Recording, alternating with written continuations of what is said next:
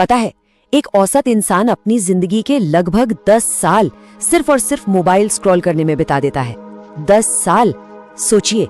तो आज हम उसी खोए हुए समय को वापस पाने की कला सीखने वाले हैं। और हाँ, ये टाइम मैनेजमेंट की कोई पुरानी घिसी पिटी बातें नहीं है, बल्कि ये है समय पर महारत हासिल करने का एक बिल्कुल नया नजरिया। कभी एक एहसास पे गौर किया है? एक ऐसा एहसास जो हम सबको कभी न कभी महसूस होता ही है। सुबह की शुरुआत तो होती है बड़े जोश के साथ, और साथ में होती है एक लंबी चौड़ी टू डू लिस्ट। लेकिन जैसे जैसे शाम ढलती है, दिन तो खत्म हो जाता है, पर वो लिस्ट वो वैसी की वैसी ही रह जाती है। सवाल यह है कि आखिर ऐसा होता क्यों है? और फिर जुबान पर आता है वो सबसे भरोसेमंद बहाना, मेरे पास टाइम नहीं है।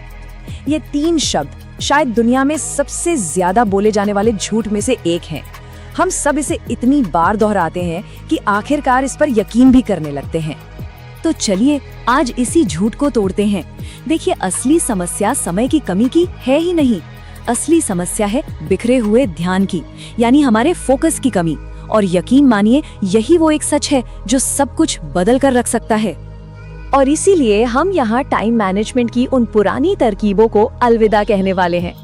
अब हम एक कदम आगे बढ़ेंगे और सीखेंगे समय की महारत।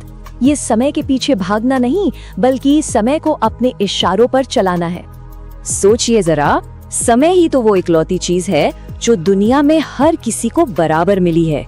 क्या अमीर क्या गरीब, हर किसी के खाते में रोज सुबह ठीक 24 घंटे ही जमा होते हैं।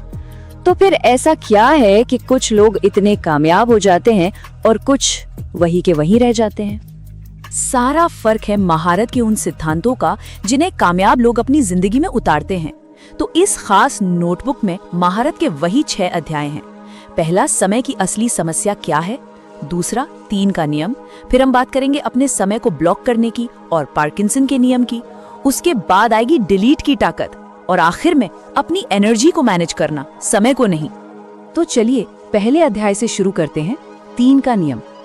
हम सबकी सबसे बड़ी गलती पता है क्या है? हम सुबह उठते ही 20 कामों की एक लिस्ट बना लेते हैं और काम शुरू करने से पहले ही खुद को मानसिक तौर पर थका देते हैं। इसका हल छिपा है बस एक नंबर में, 3। जी हाँ, सिर्फ 3। अपने दिन को 20 छोटे छोटे बिखरे हुए कामों का ढेर बनाने के बजाय उसे 3 मजबूत स्तंभों पर खड़ा कीजिए। और इसका तरीका बहुत ही असरदार है। सबसे पहले अपने दिन के वो 3 सबसे जरूरी काम चुनिए, वो काम जो आपको आपके लक्ष्य के सबसे करीब ले जाएंगे। इसके बाद अपना सारा का सारा फोकस सिर्फ उन्हें पूरा करने पे लगा दीजिए। और आखिर में एक नियम बना लीजिए कि जब तक वो 3 काम पूरे न हो जाएं, दिन को सफल नहीं मानना है।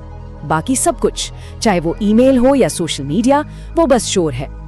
ठीक है, तो 3 सबसे जरूरी काम तो चुन लिए, पर सवाल अब भी वही है कि उन्हें पूरा कैसे किया जाए। और यहीं से हमारा दूसरा अध्याय शुरू होता है, अपने समय को ब्लॉक करना। इसका मतलब है अपने कैलेंडर को अपना सबसे बड़ा हथियार बनाना। और इस हथियार का सबसे धारदार पहलू है डीप वर्क। ये वो 90 मिनट या 2 घंटे का वो समय है जब दुनिया के लिए आप मौजूद ही नहीं हैं। मतलब कोई फोन नहीं, कोई नोटिफिकेशन नहीं, कोई भी डिस्ट्रैक्शन नहीं, सिर्फ आप और आपका सबसे जरूरी काम। सच मानिए, यहीं पर साधारण काम और असाधारण नतीजों के बीच का फर्क पैदा होता है। एक बात हमेशा याद रखिए, जो इंसान अपने दिन को प्लान करता है वो असल में अपने भविष्य की नींव रख रहा होता है। भविष्य कहीं और नहीं, बल्कि उन छोटे छोटे टाइम ब्लॉक्स में ही छुपा है जिन्हें आज इस्तेमाल किया जा रहा है। अब आता है हमारा तीसरा अध्याय, और ये एक ऐसे मनोवैज्ञानिक जाल के बारे में है जिसमें हम सब रोज फंसते हैं। इसे कहते हैं पार्किंसन का नियम। ये नियम बड़ा सीधा है। कोई भी काम फैलकर उतना ही बड़ा हो जाता है जितना समय उसे दिया जाता है, बिल्कुल उस गैस की तरह जो पूरे कमरे में फैल जाती है। जैसे अगर किसी काम को 10 दिन दिए जाएं, तो वो काम न जाने कहां से अपनी मुश्किलें बढ़ाकर, छोटी मोटी परेशानियां पैदा करके पूरे 10 दिन ले ही लेगा। लेकिन अगर उसी काम के लिए खुद को सिर्फ 2 घंटे की डेडलाइन दी जाए, तो दिमाग किसी जादू की तरह उसे पूरा करने का सबसे सीधा और तेज रास्ता खोज निकालता है। तो इसका निचोड़ क्या है? खुद को छोटी लेकिन मजबूत डेडलाइन देनी होगी। थोड़ा सा प्रेशर रचनात्मकता और कुशलता दोनों को जगाता है। आखिरकार सही मात्रा में दबाव के बिना तो कोयला भी हीरा नहीं बनता। अब हम चलते हैं चौथे और शायद सबसे मुश्किल अध्याय पर। ये है डिलीट की ताकत। देखिए, सफलता इस बात से उतनी तय नहीं होती कि क्या क्या किया जाता है, बल्कि इस बात से तय होती है कि क्या क्या करने से साफ इनकार किया जाता है। तो अपनी जिंदगी में इन चीजों पर आज ही डिलीट बटन दबाने की हिम्मत करनी होगी। जैसे वो फालतू मीटिंग्स जो एक ईमेल से निपट सकती थी, वो बेवजह के फोन कॉल्स जो सिर्फ समय बर्बाद करते हैं, वो घंटों की कभी न खत्म होने वाली स्क्रॉलिंग, और वो सारी बातें जो सिर्फ हमारी एनर्जी सोख लेती हैं। और यहाँ की सबसे बड़ी सीख यही है कि जब कोई इंसान इन फालतू चीजों को नहीं कहता है, तो वो असल में अपने सपनों, अपने लक्ष्यों और अपनी मानसिक शांति को हाँ कह रहा होता है।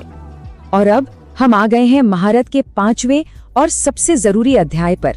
ये है अपनी एनर्जी को मैनेज करना, समय को नहीं। ये एक बहुत गहरी बात है, ये समझना कि दिन का हर घंटा बराबर नहीं होता। सुबह 10 बजे का 1 घंटा शाम 4 बजे के 1 घंटे से कहीं कहीं ज्यादा कीमती हो सकता है। तो इसकी रणनीति बिल्कुल सीधी है। अपने शरीर और दिमाग की लय को समझना होगा।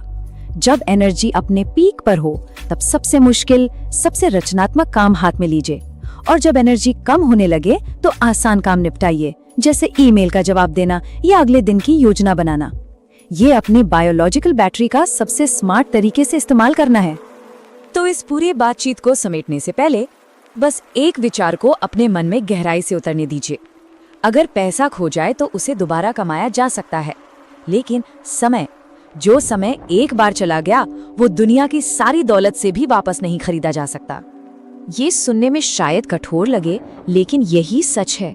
आज जो 1 मिनट भी बर्बाद हुआ, वो जिंदगी की किताब से हमेशा के लिए फाड़ दिया गया है। वो पन्ना कभी वापस नहीं आएगा। तो आज से नहीं, बल्कि इसी पल से हर 1 मिनट की कीमत को पहचानना होगा और खुद से ये एक सवाल पूछना होगा पूरी ईमानदारी के साथ कि अगला मिनट कहाँ जाने वाला है।